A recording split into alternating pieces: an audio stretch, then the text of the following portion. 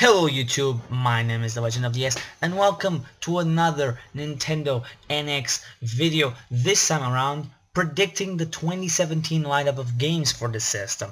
Now, let me start off by saying that this video is being a pain to record, mainly because this is like the third or fourth time I'm recording the intro, and because right before recording this, I was making the thumbnail, this lovely, very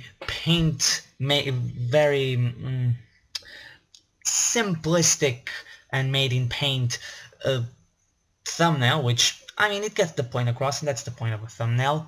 I was making the thumbnail, and I had a yogurt in my hand, a drinkable yogurt. I don't know how you say that in English. Liquid. I was drinking it, and I forgot I had it open, and I shook it. So I had to spend the better part of a half an hour cleaning up my computer, my bed, my cell phone, my TV, my amiibos.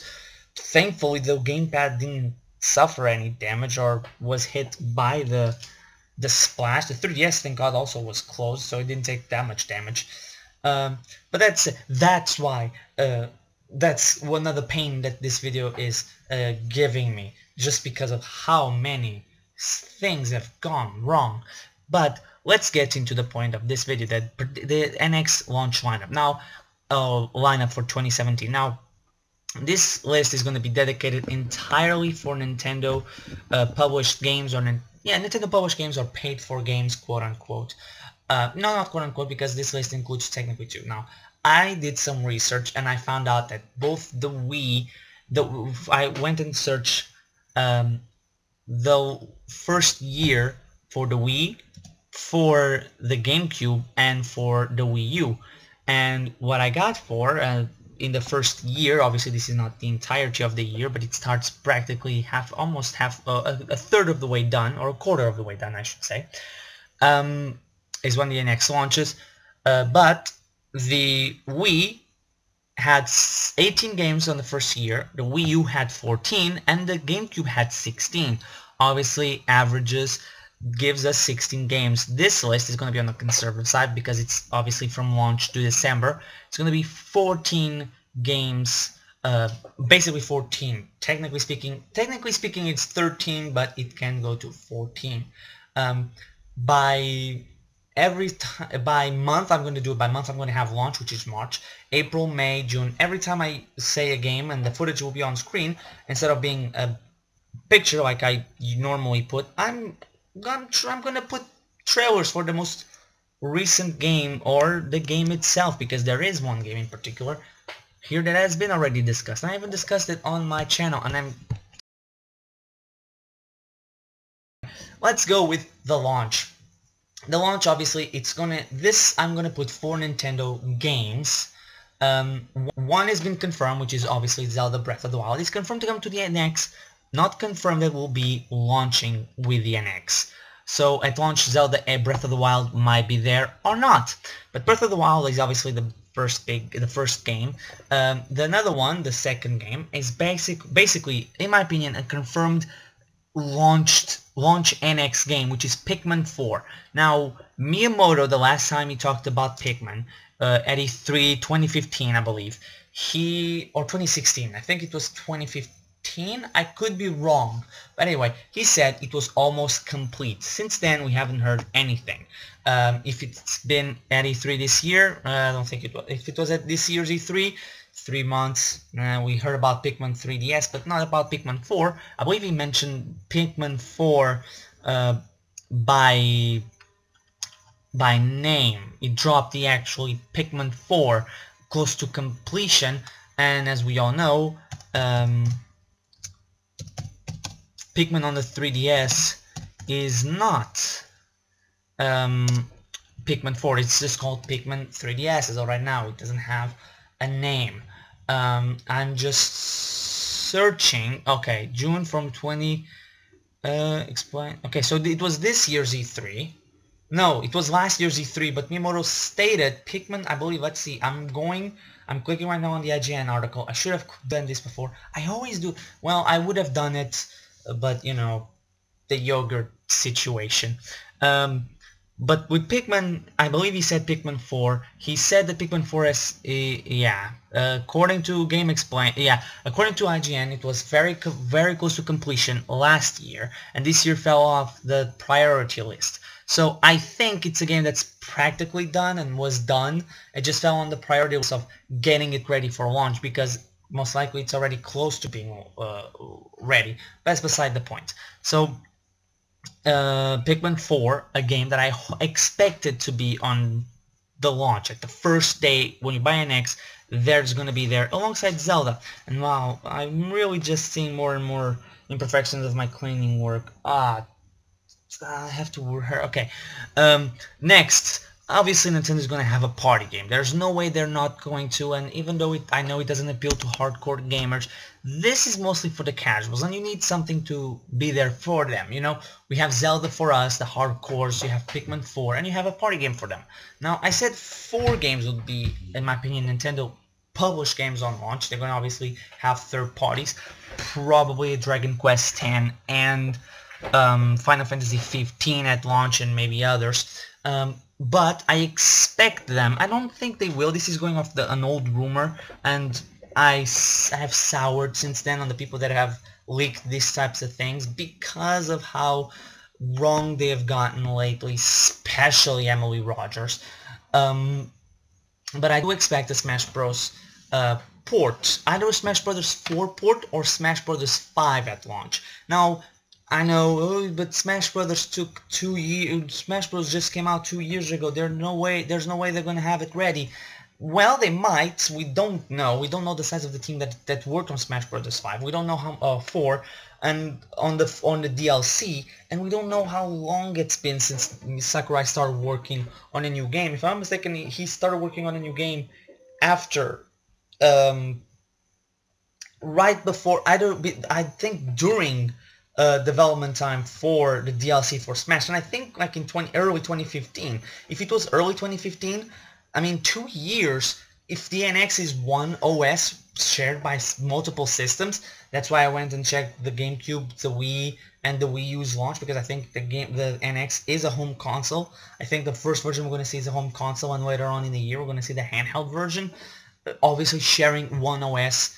Like I've said multiple times in these videos, but a Smash Bros. 4 port or a Smash Bros. 5 wouldn't take that long to make for the NX, especially if they reutilize the engine. Now, Smash Bros. 4, as many have held it as the greatest, and how are they going to top this roster? In my mind, I'm like, it's easy. You just add characters. You keep the ones that are there, and you add characters. If the Smash roster for Smash 5 keeps all the characters in this game, the only character I don't know if it's gonna say it's Cloud, but add characters like the Inklings, Elma from Xenoblade, King K. Rool, yeah, maybe what's his name, the bounty hunter from Metroid Prime, the guy at the end of Prime that is also at the end of Prime Hunters, and it's now at the end of Prime Federation Force. I forget his name. That guy, if Prime 4 is in the works with a dual story, a dual campaign mode, or even a story mode revolving around Samus and this guy, he could be added. So you just have to add like other characters, and if you can get more third parties, go ahead, add someone else from Namco, like Lloyd. Add, if you can, deal with Square Enix, and it looks like Nintendo and Square Enix are starting to have a more close relationship. Add Chrono Trigger. Add Geno, for example. I think it's very possible for Smash Bros. 5 to keep on built on what 4 had, but expand it. Now let's go on to April. In April comes the first non-Nintendo made game, but paid for. It's the rumored Beyond Good and Evil 2. Now, Beyond Good and Evil 2, I put in my list is Beyond Good and Evil 2, and maybe with the port of the first game, or aka Beyond Good and Evil. Now, the reason why I put Beyond Good and Evil 2 in the list is mainly because of the Destructoid rumor. And the only thing that has kept me with this rumor, and other people have reported on this, apparently Machinima was calling this fake news. But if the people from Destructoid are not being liars and saying that Ubisoft has told them to take it down, the articles regarding it being an NX exclusive, if they're not lying, it's basically a confirmation. Now, the game has been in the works for a while. We heard about it, I believe, in 2008. It's 2016. I think it was 2008. In 2000, and this game also provides us with a picture of what the NX might be, because in 2011 it was reported that Beyond Good and Evil 2 was now aiming for the next generation of consoles to be where it would release. 2011, the next generation consoles would be Wii U, PS4, Xbox One. Obviously, they were probably aiming for PS4 and Xbox One. There was no reason for them to aim for a new generation and be the Wii U when they could just put it on the old systems plus Wii U, since the graphical differences will not be that much. The reason why I include the port of the first game in this list or with it, it's basically because of what Nintendo did with Bayonetta. They paid for the game, and they paid for the second game to be ported over.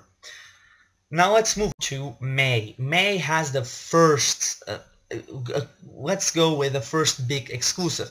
Obviously, at launch, you have Zelda Breath of the Wild, possibly, and Super Smash Bros., possibly a port, possibly 5. But in May, in my opinion, I think we're gonna get Mario Kart 9. Mario Kart, since the DS, has launched every 3 years. Don't believe me? Mario Kart 8, 2014. Mario Kart 7, 2011. Mario Kart Wii, 2008. And Mario Kart DS, 2005. If I'm not mistaken, those are the release dates for the games. And just to make sure I'm not effing it up, I'm gonna check the release. I know that DS, I know that Wii 8 and Wii U 8 and 7 are correct. Yes, it released in 2005, the DS version, and the Wii version 2008, 2011. So I was correct. Yay! I wasn't making a big mistake, and I really should have checked it before. But either way, going by that logic, 2016 should have been, or should have been the launch of Mario Kart 9. Obviously, no new system this year, no reason to release Mario Kart 9. Obviously, they also continued the DLC. Going with their, I don't believe for a second that if Nintendo had the entirety of the Mario Kart team working on the DLC, there's no way the DLC would have taken an entire year to work. I mean, it's half of the game's content, and it took them a year, even though they had to build nothing from the ground up. Everything was already there. The engine was made, the graphics were made, everything, the physics, everything was already there. They added characters, but they didn't add any true new gimmicks or any true new things. You know, that's why I don't believe it took them 6 months to do 2 Grand Prix, even though they were working just on that. You know, it seems fishy to me. Now let's move on to June, and in June I have Fire Emblem. I don't know what type of Fire Emblem. I think it's going to be the traditional Fire Emblem games. The reason why I have Fire Emblem in June is simply because of how big Fire Emblem is becoming. Nintendo's already said it's one of our big franchises going forward, and it's one of the first IPs to take advantage of going mobile. That's what I'm thinking. It's one of the first IPs, obviously, like I said, first IPs to go to mobile after Pokemon, after the Mii's, and it's going at the same time as Animal Crossing. Mario and Zelda have not debuted yet there, and Fire Emblem is. So I think they're going to take advantage. I just thought about it, and I'm not going to include this, but I think it's going to be in the first year. That's Animal Crossing, but it's not on this list. Obviously, Animal Crossing and Splatoon are not on this list, just gonna say it. So, it's becoming one of Nintendo's biggest IPs. I wouldn't be surprised if they decided to release it in 2017 as part of their big launch and like keep on building, because Fire Emblem is becoming big. Now let's go to July, and this time is Luigi's Mansion 3. Why Luigi's Mansion? Well, because Miyamoto really likes Luigi's Mansion, and Luigi's Mansion 2 did really well on the 3DS. You know, what else? What other reasons do I need? Luigi's Mansion sold well on the 3DS, fans liked it, critics liked it, Miyamoto likes Luigi's Mansion, it's his pet project alongside Pikmin. I wouldn't be surprised if Luigi's Mansion and Pikmin 4 were being made side by side.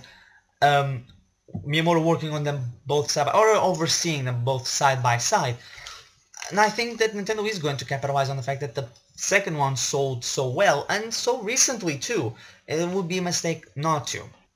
Now let's go into August. And August, it's another paid-for Nintendo game in the fact that it's a Platinum game.